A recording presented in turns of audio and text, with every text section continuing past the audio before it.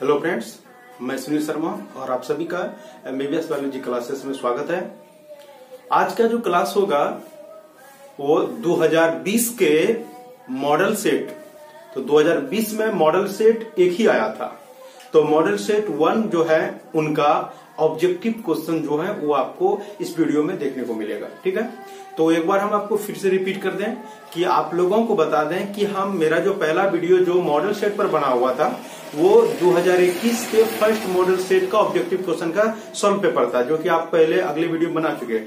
उसका second video जो आपके पास गया होगा वो 2021 के मॉडल सेट 2 का ऑब्जेक्टिव क्वेश्चन का सॉल्व गया होगा। और अब जो वीडियो आप तक पहुंच रहे हैं वो 2020 के मॉडल सेट का ऑब्जेक्टिव क्वेश्चन। आपको बता दे 2020 में एक ही मॉडल सेट आया था और एक मॉक टेस्ट आया था। एक मॉडल सेट दिया था और एक मॉक टेस्ट, तो दोनों का वीडियो आपको मिलेगा। तो पहले आप इस वीडियो में जो देखेंगे वो 2020 के जो मॉडल सेट है उनका वीडियो आपको देखने को मिलेगा, इसमें ऑब्जेक्टिव का सॉल्व। फिर उनके बाद में फिर जो वीडियो अपलोड किया जाएगा उसमें थ्योरी आपको पढ़ने को मिलेगा। तो चलिए शुरू करते हैं। इसमें पहला सवाल, तो आपको सबसे पहले जरूरी बात बता दें कि अगर जिनके पास मॉडल सेट पेपर क्वेश्चन अगर आपके पास नहीं है तो आप यहां से क्वेश्चन जो हम बोलते हैं उसे लिख कर भी और वहां से भी आंसर में अपना टिक लगा सकते हैं, या तो फिर आप मॉडल सेट लेकर बैठिए ताकि आप क्वेश्चन को समझते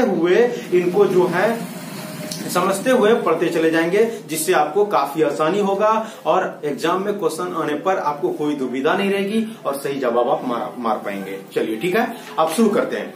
तो आपका 2020, ध्यान दीजिए हम बात कर रहे हैं इनका 2020 के, मतलब एक साल हम पीछे जा रहे हैं। 2020 का मॉडल सेट का बात कर रहे हैं। इसमें आपका जो पहला जो क्वेश्चन होगा उस पर हम बात कर रहे हैं, जरा ध्यान दीजिएगा वो क्या है। तो सवाल है आपका, ध्यान से सुनिएगा, निम्नलिखित में से कौन से जंगल पृथ्वी के फेफड़े कहे जाते हैं। आपका सवाल है, कहता है क्या कि किसे, ध्यान दीजिएगा, मतलब किस जंगल को पृथ्वी का फेफड़ा लंग्स कहा जाता है। क्वेश्चन इंपॉर्टेंट है, बहुत इंपॉर्टेंट है, कंपटीशन में भी इनको पूछा जाता है। तो आपको बता दें कि पृथ्वी का जो फेफड़ा कहा जाता है उनका 4 ऑप्शन आपको बोल रहे हैं, उनको जरा ध्यान दीजिएगा। पहला टुंड्रा वन, दूसरा अमेजन वर्षा वन, तीसरा टाइगा वन और ऑप्शन डी में है उत्तर पूर्वी भारत के वर्षा वन। एक बार फिर से हम रिपीट कर रहे हैं। पहला हो गया टुंड्रा वन, दूसरा अमेजन वर्षा वन, ऑप्शन सी टाइगा वन, ऑप्शन डी उत्तर पूर्वी भारत के वर्षा वन। तो आपको बता दें इसका ऑप्शन बी होगा अमेजन वर्षा वन। ध्यान दीजिएगा, इसमें जो आपका जो पहला क्वेश्चन का जो जवाब होगा वो होगा क्वेश्चन नंबर 1 का आंसर होगा ऑप्शन बी, मतलब ये हो गया इसका आंसर अमेजन वर्षा वन। ध्यान दीजिएगा, अमेजन रेन फॉरेस्ट जो है इसी को पृथ्वी का फेफड़ा कहा जाता है, इस बात को ध्यान रखिएगा। हम बोले कि अमेजन वर्षा वन जो है इसे पृथ्वी का फेफड़ा कहा जाता है, इसको आपको याद रखना है, क्योंकि आपको हम बता दें कि वहां पर जो है वो जो जंगल है वहां पर बहुत ज्यादा मात्रा में ऑक्सीजन वहां से निकलते हैं, ज्यादा कार्बन डाइऑक्साइड को अवशोषित किया जाता है। ज्यादा कार्बन डाइऑक्साइड अवशोषित करेंगे तो ऑक्सीजन तो छोड़ेगा ही, तो इसीलिए बोले आपको कि उसी को पृथ्वी का फेफड़ा कहा जाता है। चलिए, इसमें कुछ कोई नियम कानून नहीं है, बस इनको आपको याद रखना पड़ेगा कि पृथ्वी का फेफड़ा किसे कहा जाता है, तो अमेजन वर्षा वन। चलिए अब आगे बढ़ते हैं। क्वेश्चन नंबर दूसरा जो बात कर रहे हैं जरा इसको ध्यान दीजिएगा। कहते हैं कि अपूर्ण प्रभाविता के, क्वेश्चन सुनेगा जरा, अपूर्ण प्रभाविता के जीनोटाइपिक एवं फिनोटाइपिक अनुपात, अपूर्ण प्रभाविता के जीनोटाइपिक एवं फिनोटाइपिक अनुपात है। आपका 4 ऑप्शन दिया। पहला ऑप्शन दिया है, अब जरा क्वेश्चन नंबर जो 2 है जरा इनको आप समझिएगा पहले, इस पे आपको थोड़ा सॉल्व करके आपको बताना पड़ेगा, हमको थोड़ा सा ओवर जाएगा। जरा ध्यान दीजिएगा, अपूर्ण प्रभाविता इनकम्प्लीट डोमिनेंस का बात कर रहा है, जरा ध्यान दीजिएगा। तो कहता है क्या इनकम्प्लीट डोमिनेंस जो है अपूर्ण प्रभाविता है, तो इसमें जीनोटाइपिक और फिनोटाइपिक अनुपात क्या होता है। तो ऑप्शन ए दिया, इसमें ऑप्शन ए 3:1, 1:2:1, मतलब पहला वाला जो हो गया जीनोटाइपिक हो गया, दूसरा वाला फिनोटाइपिक है। ठीक है, चलिए ऑप्शन ए हो गया। ऑप्शन बी देखते हैं, 1:2:1, फिर 1:2:1। Option C 1:2 2:1, 3:1। चलिए ऑप्शन डी,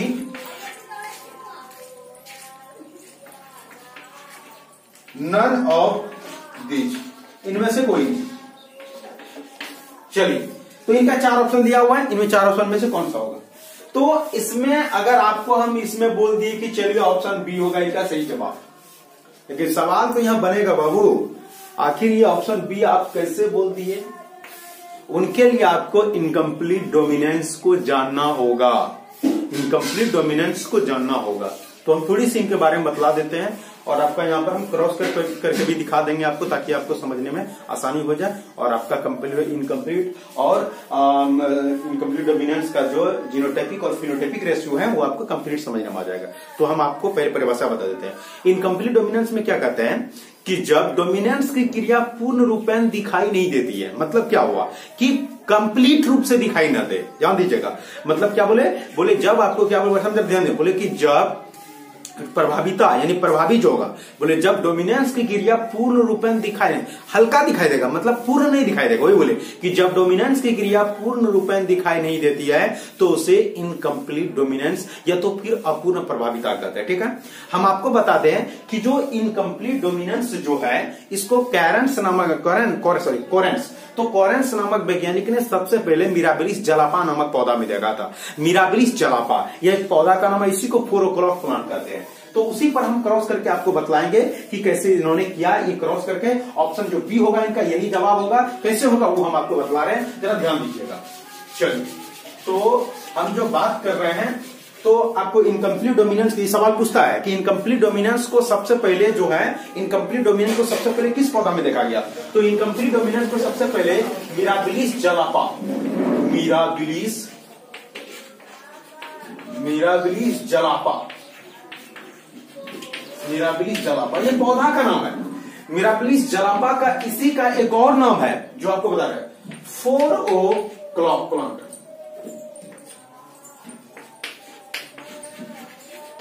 4 o'clock प्लांट, ध्यान दीजिएगा, ये 4 o'clock प्लांट जो है ये पौधा का नाम है। ठीक है, 4 o'clock प्लांट। चलिए तो मिराबिलिस जलापा में सबसे पहले जो है इनकम्प्लीट डोमिनेंस को देखा गया था। चलिए इनको देखने वाले वैज्ञानिक कौन था? कोरेंस। तो कोरेंस ने क्या इन्होंने सिद्ध किया, अब उन्हीं चीजों को आपको बतला रहे हैं कि कैसे इन्होंने किया।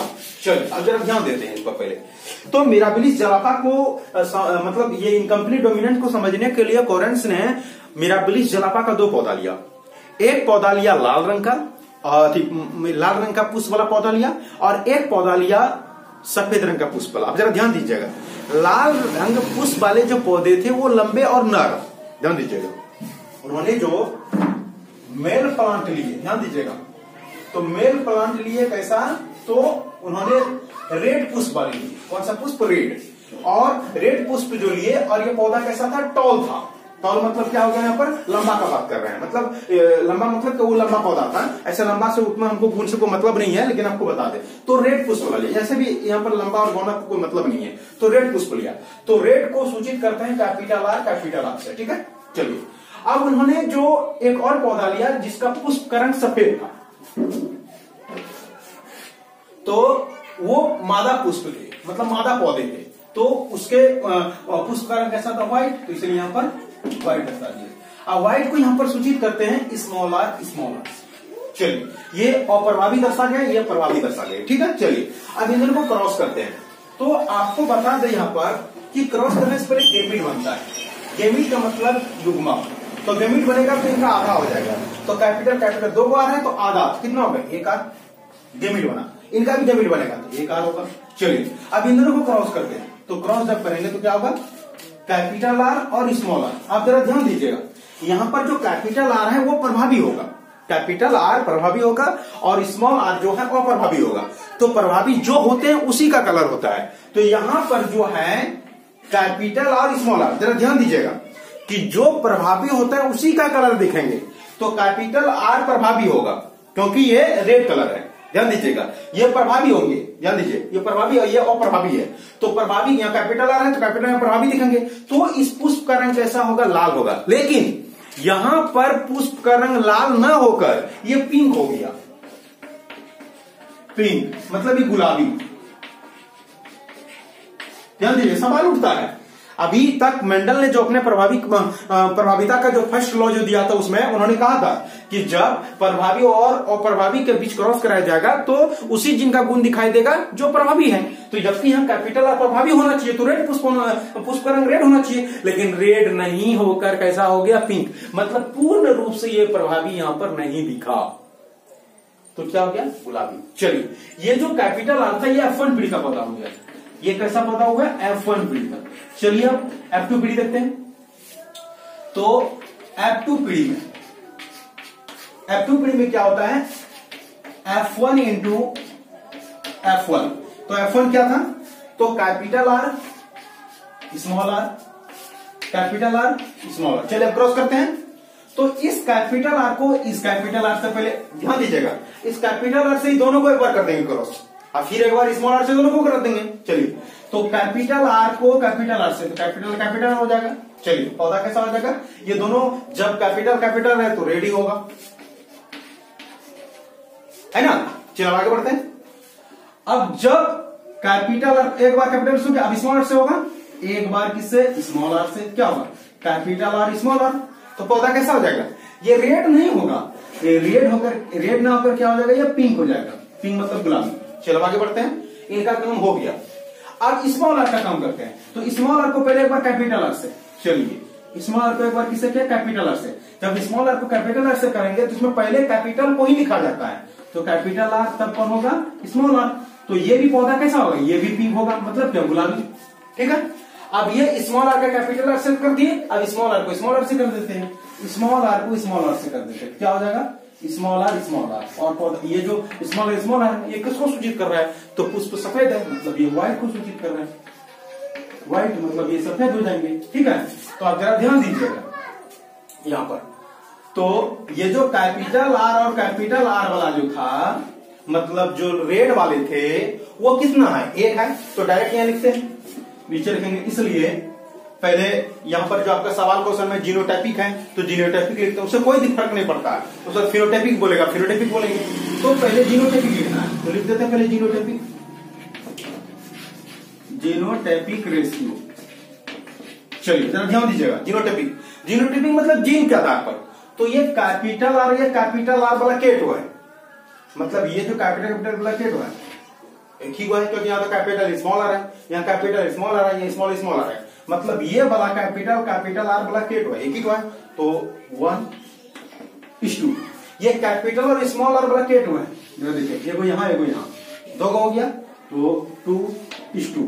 अब ये स्मॉल वाला केटो है तो एक ही है, ये जोड़ा केटो है, एक ही ये हो गया, यानी 1:2:1 ये हो गया इसका जीनोटाइपिक मतलब इसका जीन, ये जीन बात कर रहे हैं। अब ये जो हो गया ये जीन के आधार पर, ये जीनोटाइपिक रेशियो जब भी लिखते जीन के क्रोमोसोम के आधार पर, इसके जो जीन है उस पर आधार पर, एलील के आधार पर। और अब जो बात कर रहे हैं किसका, फिनोटाइपिक रेशियो। सवाल थोड़ा बड़ा चल रहा है, ध्यान दीजिए। इसका फिनोटाइपिक में क्या होता है, तो इसका बाहरी लक्षण, पौधे का बाहरी लक्षण, पौधा कैसा हुआ, तो लाल पुष्प हुआ, तो लाल वाला केटो है, एगो 2, ये बाहरी लक्षण मतलब देखने में पिंक है, गुलाबी केटो है, 2:2, सफेद वाला केटो है, एगो 2।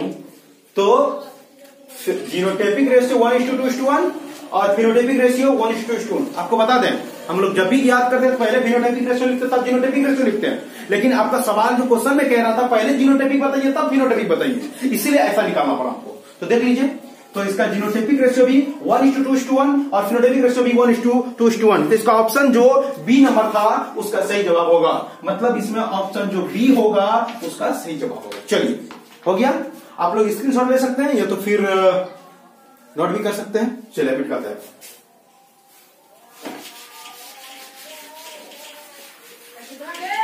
सवाल थोड़ा लॉन्ग था, बताना जरूरी था ताकि बच्चे को समझ में आए, ताकि आप भूल नहीं पाइए।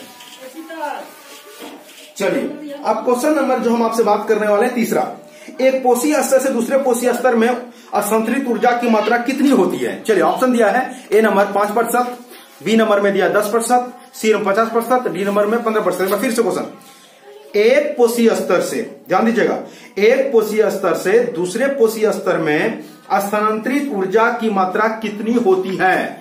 सवाल दिया है, ऑप्शन है आपका ए नंबर में 5%, बी नंबर में 10%, सी नंबर में 50%, डी नंबर में 15%।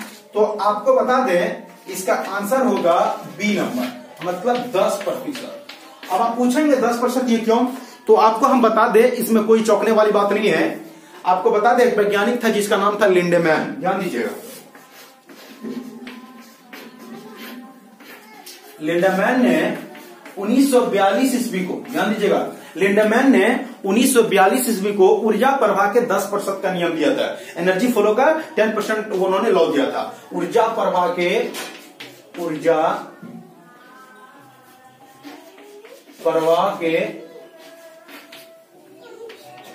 10% का नियम, ऊर्जा प्रवाह के 10% के नियम, मतलब जब ऊर्जा का संतरण एक कोशीय स्तर से दूसरे कोशीय स्तर में होती है तो कुल ऊर्जा का, ध्यान दीजिएगा, कुल ऊर्जा का 10% ऊर्जा ही एक कोशीय स्तर से दूसरे कोशीय स्तर में स्थानांतरित होती है। शेष 90% ऊर्जा उसी कोशीय स्तर के द्वारा उपयोग कर लिया जाता है, जिसे कहा जाता है ऊर्जा प्रवाह के 10% का नियम। तो ऊर्जा का स्थानांतरण एक कोशीय स्तर से दूसरे कोशीय स्तर में जो होता है वो कितना होता है, तो 10% ही होता है। एक बार हम फिर से रिपीट कर देते हैं। ऊर्जा प्रवाह के 10% जो है, इसका नियम लिंडेमैन ने 1942 में दिया था। क्या दिया था कि इनका कहना था, लिंडेमैन का कहना था कि लिंडेमैन के अनुसार किसी भी पारिस्थितिकी तंत्र में, लिंडेमैन के अनुसार किसी भी पारिस्थितिकी तंत्र में ऊर्जा का स्थानांतरण एक कोशीय स्तर से दूसरे कोशीय स्तर में कुल ऊर्जा का 10% ही होती है। शेष 90% ऊर्जा उसी कोशीय स्तर के द्वारा उपयोग कर लिया जाता है, जिसे लिंडेमैन के 10% का नियम या ऊर्जा प्रवाह के 10% का नियम कहते हैं। इसीलिए इन सवाल का जो जवाब होगा वो 10% ही एक कोशीय स्तर से दूसरे कोशीय स्तर में जाता है। चलिए अब अगला चलते हैं। आपका क्वेश्चन नंबर जो 4 है उस पर बात करते हैं। क्वेश्चन नंबर 4, चलिए, कहता है इसमें थोड़ा सा चीज ध्यान दीजिएगा, जीन गन का उपयोग किया जाता है। ध्यान दीजिए, जीन गन का उपयोग। आप पहले यहां पर जो बात करेंगे जीन गन, इस पे कुछ नहीं, हम सीधी सी बात बोलना चाहेंगे, इसमें थोड़ा सा नहीं, ध्यान दीजिए। जीन गन आपको इसमें बता भी देंगे। जीन गन, देखिए, जीन गन का जो है इनका उपयोग किया जाता है कि हमारे अंदर जो बीमारी उत्पन्न करने वाले जो जीन है, या तो फिर और भी जो खराब जीन है, उन जीनों को हटाकर उनके स्थान पर दूसरा जीन को प्लांट कर देना, उसी को कहा जाता है जीन गन, है ना। तो जीन गन का उपयोग किया जाता है। तो ये क्या करते हैं कि आपके अंदर में जो बीमारी उत्पन्न करी है, जैसे कैंसर में, जैसे कैंसर उत्पन्न करने वाले जीन है, तो उस जीन को खत्म करने के लिए बाहर से दूसरा जीन को डाला जाता है, ताकि वो उन चीजों को खत्म कर पाए। ठीक है, तो वही हम बोले। तो इसमें सवाल आपका दिया हुआ है कि निम्नलिखित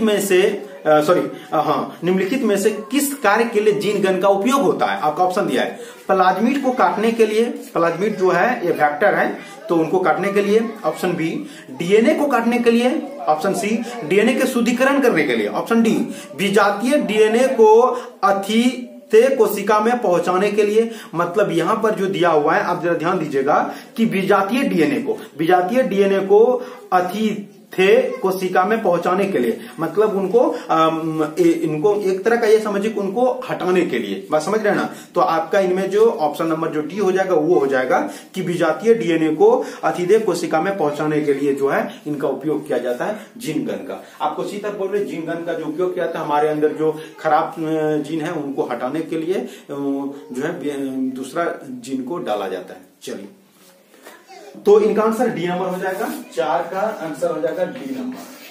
चलिए, आप जो बात करेंगे आपका क्वेश्चन नंबर 5। चलिए, क्वेश्चन नंबर 5, परागकण के बाह्य परत में पाए जाने वाले कार्बनिक पदार्थ। ये तो कल मतलब 2021 वाले में भी आपको हम बताए थे। क्वेश्चन नंबर जो 5 है, सबसे पहले आपको परागकण का पहले डायग्राम को समझना पड़ेगा, तभी आप इन सवालों का जवाब को अच्छी तरीके से दे पाएंगे। चलिए, ये परागकण है, ये बाहर वाला जो लेयर है इसी को कहते हैं एक्जाइम, इसी को बायोचोल कहते हैं। ठीक है, और ये दीवार जो अंदर वाला है इसी को इंटाइन कहते हैं, इंटाइन। ठीक है, इसी को अंतर्भित्ति या अंतःचोल, अंतर्भित्ति। चलिए, और यहां पर इसके अंदर में एक केंद्रक रहता है जो आगे चलकर डिवीजन हो जाता है और दो केंद्र में बढ़ जाता है, एक बड़ा एक छोटा।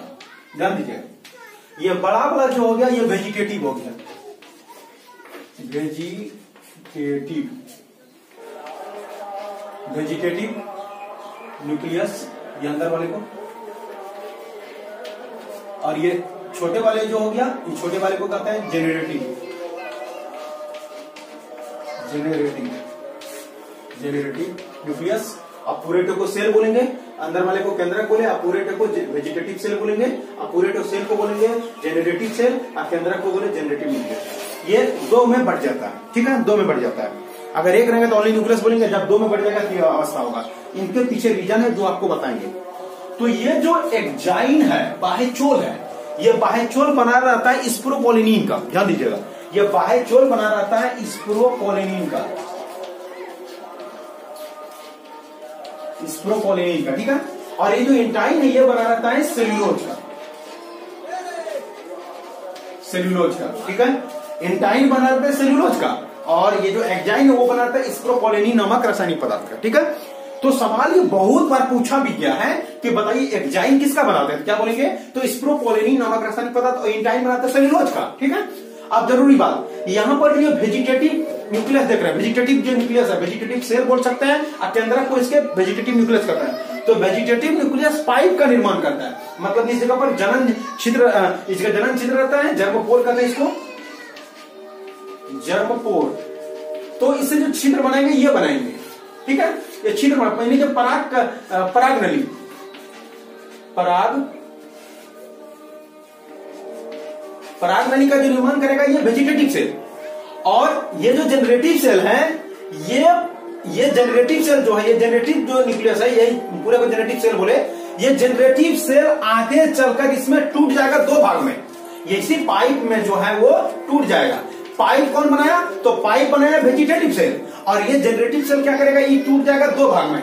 ये जो दो भाग में जो टूटेगा, इन्हीं दोनों को कहा जाता है परागकण, मतलब मेल गेमिट। परागकण के जो मेल गेमिट है, ये जो है यही मेल गेमिट बन जाएगा, और यही जो मेल गेमिट है, जो मेल गेमिट हो गया ये, तो इसी को आप लोग नरयुग्मक कहते हैं। तो ये मतलब जनरेटिव सेल के टूटने से जो है दो नरयुग्मक का निर्माण होता है। तो ये भी सवाल पूछता है कि परागकण में किनके टूटने से दो नरयुग्मक का निर्माण होता है, तो ये जनरेटिव सेल का, मतलब जनरेटिव न्यूक्लियस का या जनरेटिव सेल का बोल सकते हैं आप, कि इनके टूटने से दो नरयुग्मक का निर्माण होती है। चलिए, अब पहले जो आपका सवाल था उनको सॉल्व कर लेते हैं। तो आपका जो सवाल था कि परागकण के बाह्य परत में पाए जाने वाले कार्बनिक पदार्थ तो कौन सा है, लिग्निन है, ऑप्शन बी स्पोरोपोलिनिन है, ऑप्शन सी क्यूटिकिल है, ऑप्शन डी सेलुलोज है। तो परागकण का बाह्य परत, मतलब ये एक्जाइन का बात कर रहा है, तो किसका बना होता है, तो स्पोरोपोलिनिन नामक रासायनिक पदार्थ का बना होता है। हो गया, तो इसमें ऑप्शन नंबर क्या हो जाएगा, इसका ऑप्शन नंबर बी हो जाएगा। तो 5 का आंसर हो जाएगा, 5 का आंसर हो जाएगा बी। चलिए, अब हम यहां पर आगे बढ़ते हैं। सवाल कहता है कि मेंडल के कार्य को पुनः किसने खोजा। यहां पर जो बात हो रहा है, सवाल हुआ यहां पर थोड़ा सा गहरा सवाल है। मेंडल पर जब बात आता है तो थोड़ा सा उदासी तो होना ही चाहिए, क्योंकि मेंडल को कोई साधारण नहीं था। उन्होंने बहुत सारी चीजें जो है हमारे लिए छोड़कर गए हैं, जिनको हम लोग अभी तक उनके ही चीजों को अध्ययन कर पा रहे हैं, और ये हम लोगों में होना चाहिए कि उनसे भी आगे प्रयास जरूर होनी चाहिए हम लोगों का। खैर छोड़िए, चलते हैं सवाल पर। तो कहता है कि मेंडल के कार्यों को, तो आपको हम बता दें, मेंडल ने अपना जो है उन्होंने 3 नियम दिया। तो प्रभाविता का नियम, उसके बाद आपका लॉ ऑफ सेग्रीगेशन दूसरा, और तीसरा independent of assortment, independent assortment direct बोल सकते हैं, अपूर्ण प्रभाविता का नियम। तो इन्होंने 3 नियम, पहला हो गया लॉ ऑफ डोमिनेंस, प्रभाविता का नियम, दूसरा लॉ ऑफ सेग्रीगेशन, जिसको आप विसंयोजन का नियम बोल सकते हैं या तो पृथक्करण का नियम बोल सकते हैं, और तीसरा जो इन्होंने दिया लॉ ऑफ इंडिपेंडेंट असॉर्टमेंट, है ना, अपूर्ण प्रभाविता का, इसमें जो लॉ ऑफ इंडिपेंडेंट असॉर्टमेंट जो है इन्होंने दिया।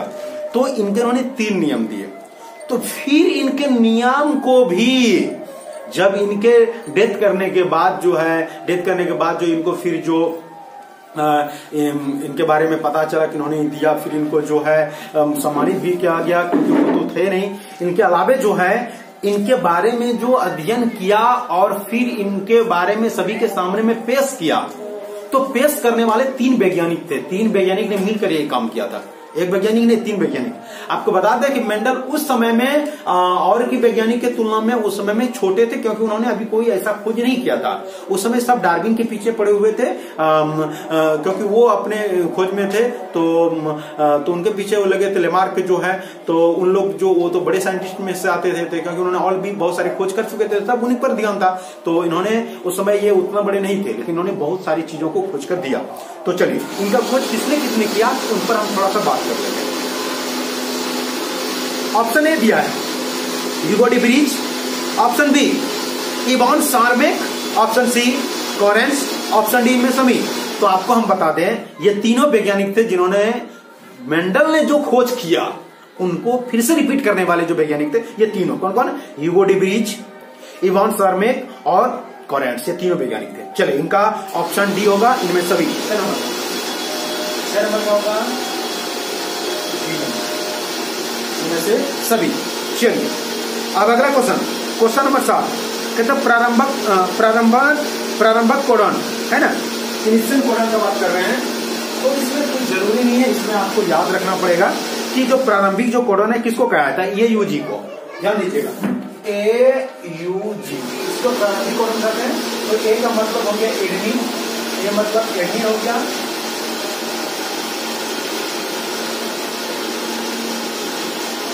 Uracil, guanine.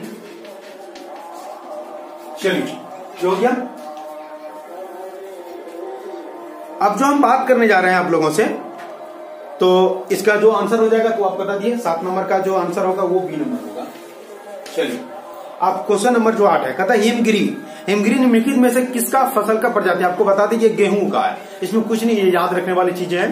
तो आपका जब क्लास हुआ था तो क्लास में आपको हर किसी की जो जाति है, विभिन्न वैरायटी जो है वो आपको पढ़ाया गया होगा, आपका सर भी और आपको हम भी पढ़ाते हैं। तो आपको बताया कि हिमगिरी किनके है। तो ऑप्शन में ए में दिया मक्का, ऑप्शन बी में गेहूं, ऑप्शन सी में चिली मतलब मिर्च में, ऑप्शन डी शुगर केन मतलब गन्ना का बात कर रहे हैं। ठीक है, तो आपको बता दें हिमगिरी जो है गेहूं की एक प्रजाति है, गेहूं की एक वैरायटी है।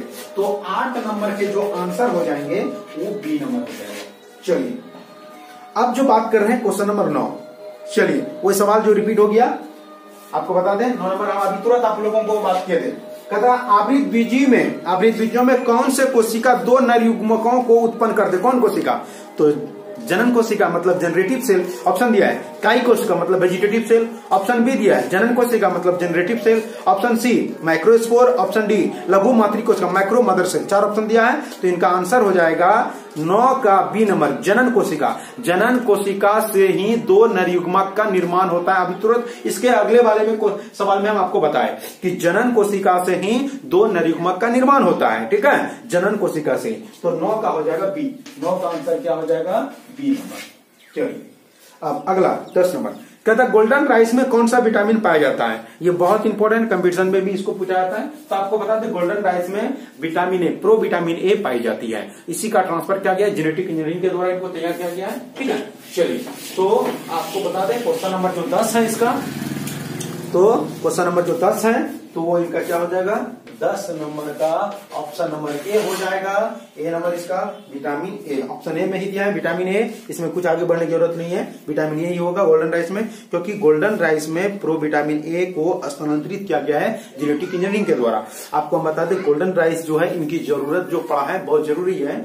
हमारे देश के अलावा और भी बहुत सारे देश ऐसे हैं जहां पर भोजन जो है उपलब्ध नहीं है, जो जिससे वो खाकर, अभी भी ऐसे ऐसे देश है जहां पर मिट्टी खाया जाता है।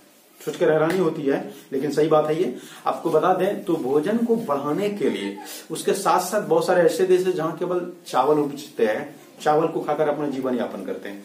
तो चावल से कार्बोहाइड्रेट मिल सकते हैं, स्टार्च है ना, तो कार्बोहाइड्रेट मिलते हैं। लेकिन हमारे शरीर को बहुत सारे यानी पोषक तत्वों की आवश्यकता होती है ना, कार्बोहाइड्रेट, प्रोटीन, वसा, विटामिन, खनिज लवण, रुक्षांश, इन सब चीजों की जरूरत पड़ती है। तो केवल कार्बोहाइड्रेट से काम चलने वाले नहीं है ना, तो हमारे लिए मुख्य जरूरत पड़ जाती है विटामिन का। उसमें विटामिन ए का, क्योंकि हमारे आंख के लिए बहुत जरूरी है, क्योंकि उनसे नहीं होंगे तो हम देख नहीं पाएंगे। तो इसलिए वैज्ञानिकों को जितना हद तक हुआ उन्होंने क्या किया, विटामिन ए का जो जीन है वो प्लांट कर दिया धान के पौधे में, जेनेटिक इंजीनियरिंग के द्वारा। धान के पौधे में जो है धान के पौधे में जो है विटामिन ए के जीन को प्लांट कर दिया। तो उनसे जो है चावल के साथ साथ जो है उसमें विटामिन भी मिलते हैं। यानी क्या, अगर वो खाते हैं तो उनसे कार्बोहाइड्रेट के साथ साथ विटामिन ए भी आपको मिलते हैं, जिससे जो है वो आपका तंदुरुस्त रहेंगे और आप दृष्टि क्षमता आप नहीं खोएंगे, है ना। चलिए, तो आपको बता दिए कि 10 का नाम क्या हो जाएगा, ए नंबर विटामिन ए। चलिए, अब ये जो हम आपको बता दें तो ये आपका 2020 का जो मॉडल सेट का जो बॉटनी था वो आपका कंप्लीट बता दिया, ठीक है। हमको शुरू में ही बोलना था, ये बॉटनी का था, ये कंप्लीट कर दिए। अब ले चलते हैं आप लोगों को जूलॉजी की ओर। चलिए, जूलॉजी का जो क्वेश्चन शुरू होता है वो 19 नंबर से। चलिए, तो इसका जो ऑब्जेक्टिव क्वेश्चन है अब यहाँ पर ये 19 नंबर से शुरू होता है। चलिए शुरू करते हैं। कहते हैं सर्टोली कोशिका पाई जाती है। चलिए देखिए जरा, तो आप लोगों को बता दें ग्रीसन पहले देखिए ग्रीसन, चलिए ध्यान दीजिएगा, ये ग्रीसन है। तो ग्रीसन के अंदर में अगर इसका सवाल आता है कि सर्टोली कोशिका कहां पाया जाता है, लीडिंग सेल कहां पाया जाता है, ध्यान दीजिएगा, सर्टोली बोले लीडिंग बोले दोनों सेल यहीं पर मिलता है ग्रीसन में। लेकिन सवाल यह है कि सर्टोली कोशिका पाया जाता है। ऑप्शन इसका सुनिए तब आपको समझ में आएगा। ऑप्शन दिया है एड्रिनल, ऑप्शन दिया है एड्रिनल कॉर्टेक्स में, बी नंबर अग्नाशय में, ऑप्शन सी अंडाशय में, ऑप्शन डी शुक्र जनन नलिका में यानी सेम्निफेरस ट्यूब्यूल में। तो आपको बता दें इसका जो 19 नंबर का जो ऑप्शन डी है वो ऑप्शन डी, किसमें, तो ब्रीसन के अंदर में कहा मिलता है, तो शुक्र जनन नलिका में। कहा मिलता है, शुक्र यानी सेम्निफेरस ट्यूब्यूल में, है ना। तो शुक्र जनन नलिका में जो है, शुक्र जनन नलिका में जो है ये विचरण, ये सर्टोली कोशिका जो है उसमें पाई जाती है, ठीक है। चलिए, तो 19 नंबर का जो हो गया ये क्या हो गया, डी नंबर। चलिए अब आते हैं क्वेश्चन नंबर 20 पर, प्रदूषण पर आते हैं। तो कहता है कि प्रदूषण जो अम्लीय वर्षा कारण, आपको बता दें प्रदूषण जो है इसका जो मुख्य जो कारक है, आपको सबसे ज्यादा जो खतरनाक है वो SO2 है, यानी सल्फर डाइऑक्साइड। आपको बता दें, आपको जो इसी के वजह से जो है अम्लीय वर्षा होती है। और अभी जो ताजमहल का जो चमक जो खत्म हो रहे हैं, या स्टेच्यू ऑफ लिबर्टी के जो चमक खत्म हो रहे हैं, वो इन्हीं के वजह से हो रहे हैं, ये SO2 की वजह से। ये सल्फर डाइऑक्साइड जो है जलवाष्प से अभिक्रिया करके सल्फ्यूरिक एसिड बनाते हैं, और वो एसिड हमारे इमारत पर गिरते हैं, पृथ्वी पर गिरते हैं, मिट्टी पर गिरते हैं, पौधे पर गिरते हैं, जल पात्र में गिरते हैं। जल पात्र में गिरेंगे तो जलीय जीवों को नष्ट करेंगे, पौधे पर गिरेंगे उसकी पत्तियां पीली कर देंगे, है ना। अगर मिट्टी पर गिरते हैं तो मिट्टी की उपजाऊ शक्ति को नष्ट कर देते हैं, उनकी संरचना को खराब कर देती है। और यदि इमारत पर गिर रहे हैं तो इमारत धीरे धीरे क्या होना, क्षय होना शुरू हो गया, ठीक है। चलिए, तो आपको बता दिए कि जो 20 नंबर जो क्वेश्चन है कि प्रदूषण जो अम्लीय वर्षा का कारण है वो कौन है, SO2। तो 20 नंबर का जो ऑप्शन ए होगा वो उनका जवाब होगा। चलिए अब अगले चलते हैं क्वेश्चन 21 नंबर, जीवों का उनके प्राकृतिक आवास में संरक्षण क्या कहलाता है। सीधी सी बात है, आपको जब किसी भी जीवों को उनके खुद प्राकृतिक आवास में उनको संरक्षित किया जाता है तो उसे इन सीटू कंजर्वेशन कहते हैं, इन सीटू कंजर्वेशन, ठीक है। तो ध्यान दीजिएगा, कहते हैं जीवों का उनके प्राकृतिक आवास में संरक्षण क्या कहलाता है, तो उसे बोलते हैं इन सीटू संरक्षण। अगर आपको पूछा जाएगा कि अंतर स्थानीय संरक्षण के इन सीटू कंजर्वेशन क्या बोलेंगे, तो बोलेंगे जीवों का उनके प्राकृतिक आवास में संरक्षण करना इन सीटू कंजर्वेशन, या तो फिर स्व स्थानीय संरक्षण कहलाती है, ठीक है। तो 21 नंबर के जो ऑप्शन जो भी है उनका सही जवाब होगा 21 का बी नंबर में दिया हुआ है, अंतर स्थानीय संरक्षण। चलिए अब ले चलते हैं आपको 22 नंबर में, कहते हैं निम्नलिखित में कौन सा हार्मोन मानव अपराध द्वारा स्रावित होता है। चलिए अब जरा इनको जरा पहले समझते हैं क्वेश्चन को, तब क्लियर होगा आपका। देखिए ये है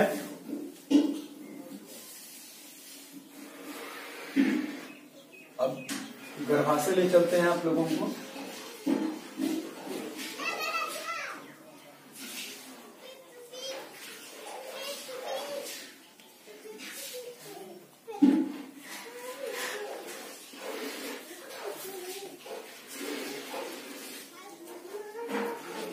चलिए देखिए उधर की चीजों से भी जरूरत नहीं है, हमको यहाँ पर बात कर रहे हैं। देखिए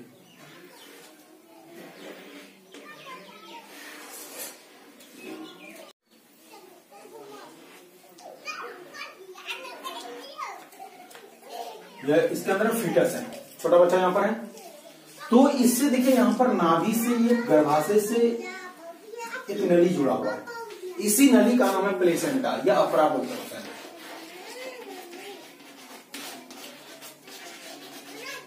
अपरा, इसी के द्वारा मां जो भोजन खाती है, मां जो चीज खाते हैं वो हमारे मतलब वो मादा के रक्त में मिलते हुए वो इसी नली के द्वारा उनके अंदर, बच्चे के अंदर में पहुंचता है।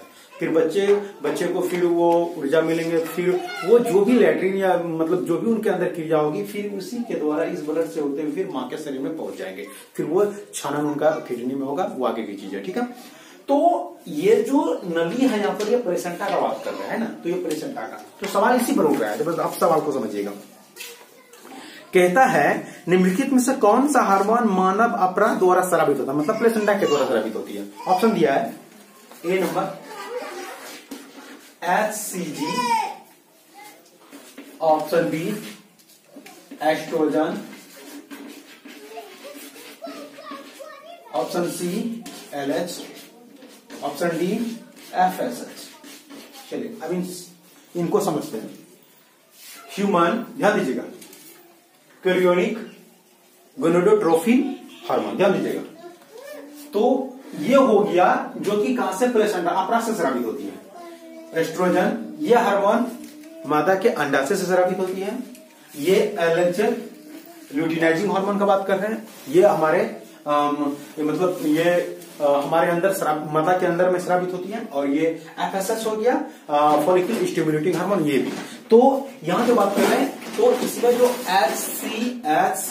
HCG, ध्यान दीजिएगा, बात करें किसका, HCG, ये हार्मोन का जो, इसी हार्मोन के द्वारा जो है प्रेगनेंसी टेस्ट भी इसी हार्मोन की वजह से होता है। ये हार्मोन प्रेगनेंसी टेस्ट में भी काम आते हैं, जो स्त्री गर्भवती है या नहीं उनका पहचान यही करवाती है HCG, ठीक है। चलिए अब आगे हम लोग बढ़ते हैं।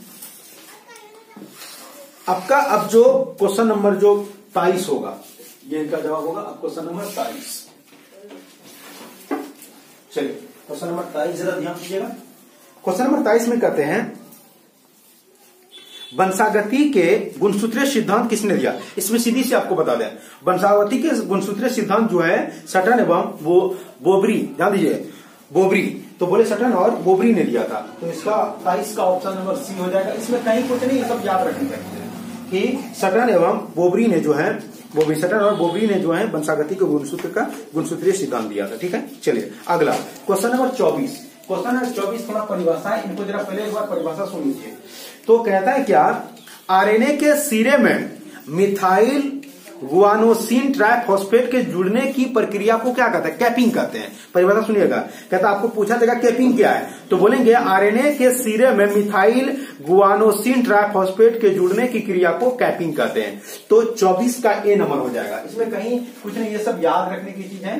तो 24 का जो ए नंबर होगा कैपिंग, इसको हिंदी में आच्छादन कहते हैं, ठीक है। चलिए अगला 25 नंबर कहते हैं यौन संचारित रोग का चुनाव कीजिए। कहते हैं यौन यानी सेक्सुअली ट्रांसमिटेड डिजीज जो होता है, यौन संचारित जो रोग होता है वो किसके द्वारा होता है, उन पर बात करते हैं। तो यौन संचारित रोग जो होते हैं सेक्सुअली ट्रांसमिटेड, वो कहता है लैंगिक संपर्क के द्वारा फैलने वाला बीमारी, ठीक है। तो लैंगिक संपर्क के द्वारा फैलने वाली बहुत सारे हैं, जैसे कि एड्स हो गया, गनोरिया हो गया, हर्पिस हो गया, सिफिलिस हो गया, है ना। तो इसका ऑप्शन में दिया है typhoid, option B cholera, option C syphilis, option D malaria. तो इसका सी हो जाएगा सिफिलिस, ठीक है। तो 25 नंबर जो है 25 का आंसर हो जाएगा, कितना ऑप्शन है 25 का सी नंबर सिफिलिस। ये यौन संचारित रोग मतलब लैंगिक संपर्क के द्वारा यह बीमारी एक व्यक्ति से दूसरे व्यक्ति में फैलते हैं। चलिए option number D, question number 26 बात कर रहे हैं। जेल इलेक्ट्रोफोरेसिस का उपयोग होता है, ध्यान दीजिएगा, कहता है जेल इलेक्ट्रोफोरेसिस, ध्यान दीजिए, जेल इलेक्ट्रोफोरेसिस। बोले क्या सवाल है आपका, जेल इलेक्ट्रोफोरेसिस का उपयोग होता है, किस में उपयोग होता है, डीएनए के पृथक करने में, डीएनए के खंड में काटने में, डीएनए खंडों को उनके आकार में अनुसार अलग करने में, या तो फिर रिकम्बिनेंट डीएनए के निर्माण में। तो आपको सीधे तौर पे बोले तो जेल इलेक्ट्रोफोरेसिस जो क्रिया होता है इसमें डीएनए को पृथक किया जाता है, डीएनए को अलग किया जाता है। ठीक है, तो इसका ऑप्शन नंबर जो ए होगा वही होगा 26 का, यानी 26 का क्वेश्चन नंबर 26 का जो होगा वो ए होगा।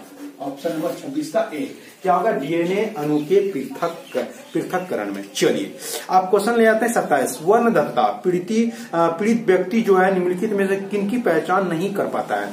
चलिए आपको बता दें, पहले कलर ब्लाइंडनेस के बारे में बात कर रहा है। जैसे कि आपको बता दें, फेसबुक का जो मालिक है मार्क जुकरबर्ग, तो उनके जो फेसबुक जो उनके जो लोगो उसमें जो बना हुआ है फेसबुक का जो आइकन है उनमें देखिएगा ब्लू कलर का वो लगा है ना, उनके पीछे भी रीजन है। तो मार्क जुकरबर्ग जो है वो कलर ब्लाइंडनेस से ग्रसित है। कलर ब्लाइंडनेस में किनमें, तो वो लाल और हरा रंग में पहचान नहीं कर सकते हैं, है ना। तो लाल और हरा रंग में पहचान नहीं किया जा सकता है। तो कलर ब्लाइंडनेस में यही होता है कि वो लाल और हरा में पहचान अच्छी तरीके से वो नहीं कर पाता, लाल हरा रंग का पहचान। ठीक है, तो आपको हम बता दें, तो इसमें सवाल में दिया है कि वर्णदत्ता से पीड़ित मतलब कलर ब्लाइंडनेस का बात कर रहे हैं। तो कलर ब्लाइंडनेस पीड़ित जो व्यक्ति है किसका पहचान नहीं कर पाते हैं, तो आपको सीधे बोले लाल और हरा का पहचान नहीं कर पाता है। यह दिया है नीला एवं हरा रंग का, लाल एवं हरा रंग का, लाल एवं पीला रंग का, लाल एवं नीला रंग का, सीधी से बताता है लाल एवं हरा रंग, यानी कि ऑप्शन बी। तो क्वेश्चन नंबर जो 27 है, क्वेश्चन नंबर 27 है, इसका ऑप्शन हो जाएगा बी नंबर। तो ये जो है ये लाल एवं हरा रंग का पहचान नहीं कर पाता है। चलिए अब क्वेश्चन नंबर 28 का था कि ब्रेड होता है यानी जो पाव रोटी बनाने में किसका उपयोग किया जाता है। आपको बताते हैं कि ब्रेड बनाने में किसका उपयोग होता है। इसमें ऑप्शन पहले सुन लीजिए, lactobacillus option B, aspergillus option C, S cerevisiae option D,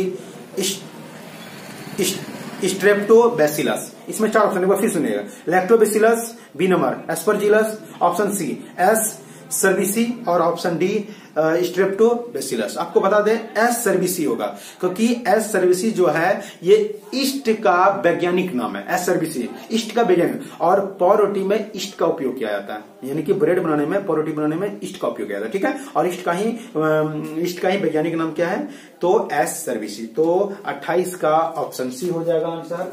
तो 28 नंबर का ऑप्शन सी हो जाएगा। चलिए, तो आपका ये जो सवाल था ये 2020 के जो मॉडल सेट के जो ऑब्जेक्टिव जो क्वेश्चन थे वो आपका बॉटनी और जूलॉजी दोनों आपका कंप्लीट कर दिए। चलिए, अगर आपको पसंद आया है तो चैनल को सब्सक्राइब कर दिए, लाइक कर दिए, कमेंट भी कीजिए। चलिए, धन्यवाद, जय हिंद।